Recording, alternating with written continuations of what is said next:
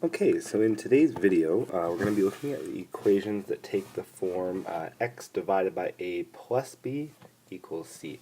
So they're the type of some variable divided by some number a plus another number b equals a third number c. So this is the second of our two-step equations because these problems take 2 steps to solve, just like our ax plus b equals c equations. And you can tell it's a two-step problem because it has this plus b in it. So there's going to be 2 steps to isolate x. First, we're going to need to get rid of this plus b. Then we're going to need to get rid of this a. And then we have x by itself, which is what we want, of course. Alright, so to get started here, the first thing you want to note is that we do need to know how to draw these pictorially and symbolically. So just like usual, we're going to look at how to solve these pictorially first. So if you remember back to our video on x divided by a equals b equations, so I'm going to give some number sets. Let's say x divided by 3 equals 2. Right? Remember what we had to start with was drawing a circle to represent x, breaking that circle up into 3 parts, and then drawing a 2 in each part. And then from there we can say, well, 2 plus 2 plus 2 is 6, so x must equal 6. I hope you guys remember that from before, but if not, that's okay. We are going to move into that same style of picture for this type of question. Alright, so the first thing I want to do is draw my x. So your x, you should always represent with a shape. I like to use circles, but you're free to use squares or rectangles, whatever is easiest for you. And because I am, in my question, breaking x up into 4 pieces, I'm going to break this one up into 4 pieces as well.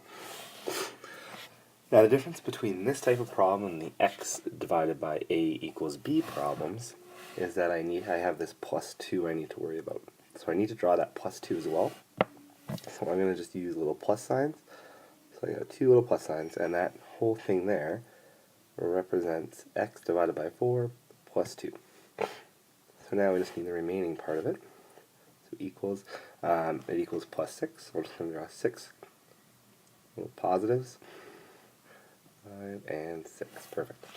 Alright. So now is where we get to the 2-step process. If you remember back to our x times a plus b questions, the first thing we had to do was get rid of these plus signs here, because we want x to be just totally by itself.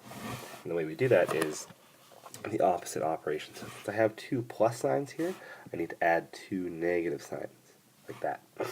And so what happens is those cancel out, which is exactly what I want.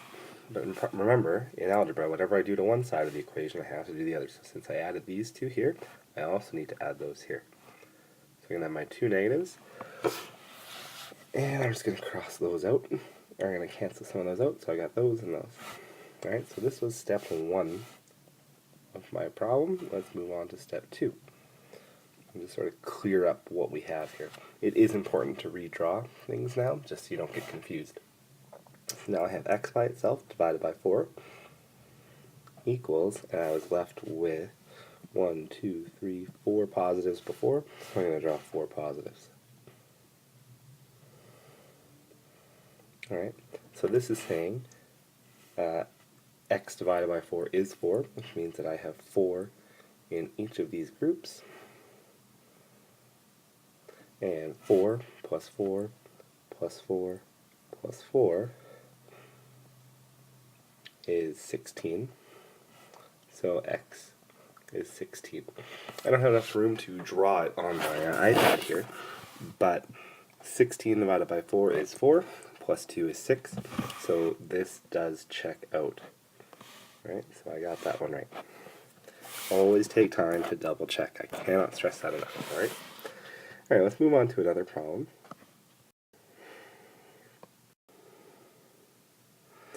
So this time we're looking at x divided by negative 2 plus 3 equals 1. Sorry, there was a little bit of an issue with my recording, so things just looked a little weird. No big deal. Anyway, this one is only strange because it's x divided by negative 2, and that can throw kids off a lot. So what I like to do with these, because you cannot break x up into groups of negative 2 groups, because there's no such thing as negative 2 groups, what I like to do is when I draw my circle, I'm going to put a big negative here. So what this is telling me is that my x value, because remember that the circle just means x, that this whole thing is negative. Alright? And then I'm going to break it up into 2 groups from there. Alright? I'm going to draw my 3 plus signs, and I'm going to draw my 1 plus sign on the other side. So what I have here is x divided by negative 2 plus 3 equals positive 1. Now, just like before, the first thing I need to do is get rid of these 3 plus signs.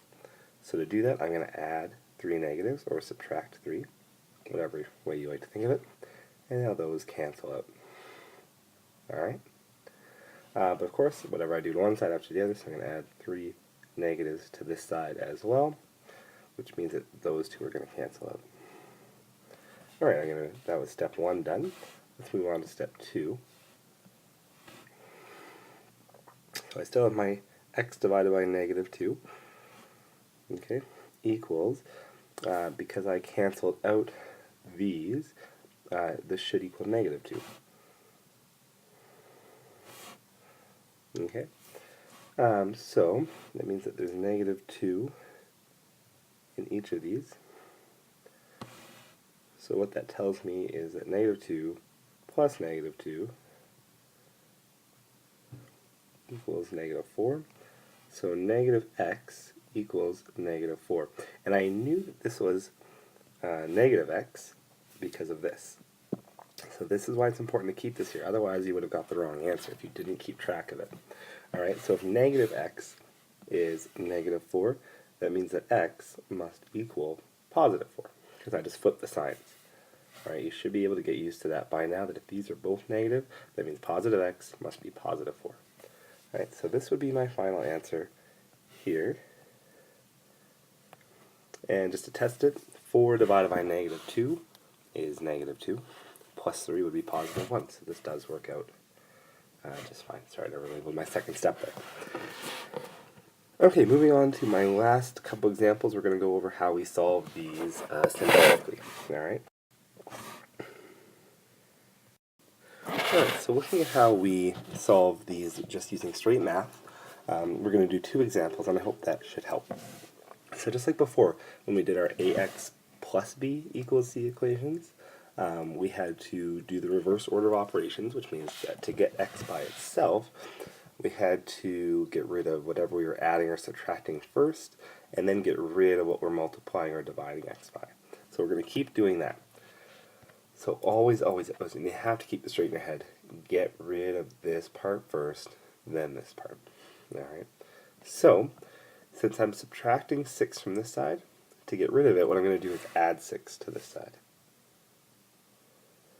And if I add 6 to that side, I also have to add 6 to this side. Now these ones are going to cancel out. Alright, so now what I'm left with is x divided by negative 6 equals, negative 1 plus 6 is positive 5. Alright, so x divided by negative 6 equals positive 5. So that was step 1. Step 2 is now we have to multiply this side times negative 6. Which means I also need to multiply this side times negative 6. What that does is it cancels out this. Alright, so I get x equals, and x is going to equal 5 times negative 6. 5 times negative 6 is negative 30. Alright, so again, what you want to do is isolate x by using the opposite operations.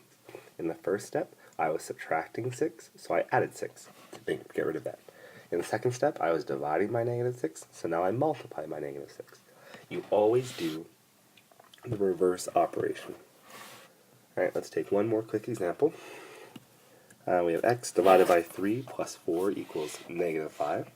Again, first step is just to get rid of whatever number you're adding or subtracting, because we follow reverse order of operations. Alright, so here I'm going to subtract 4.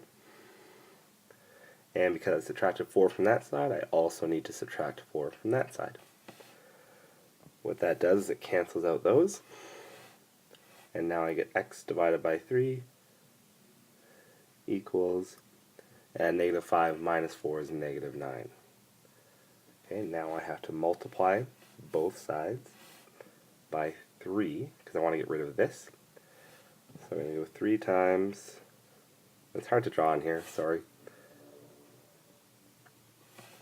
Okay, now that does, it cancels those out, and I get x equals negative 9 times 3. Negative 9 times 3 is negative 27. So again, it's called a two-step equation because there's 2 steps to solve it. Neither one of them is terribly difficult. You always follow the reverse order of operations. I hope you found this video helpful. I found some ways to post these in different formats. I'm going to try experimenting with that a little bit more tonight. Alright, we'll see you guys next time.